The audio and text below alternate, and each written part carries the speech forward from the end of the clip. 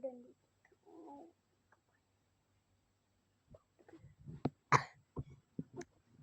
วันนี้เราจะมาขี่รถเล่นกัน let's go เดี๋ยวดูนะ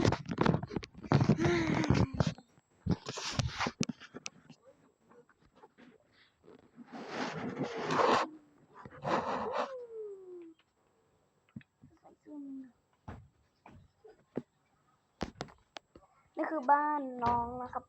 อันนี้คือบ้านน้องเราจะมาขี่รถเล่นเท่จังวะกูได้ลูกทุกทางออรอกระบายเลยสิน้ำผมไม่ได้กินโป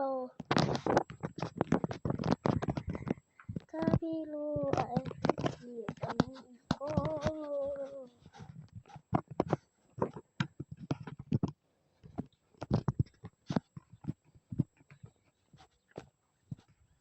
ฟูลินอยากตะโกนอาจจะไม่เห็นผมนะเพราะว่า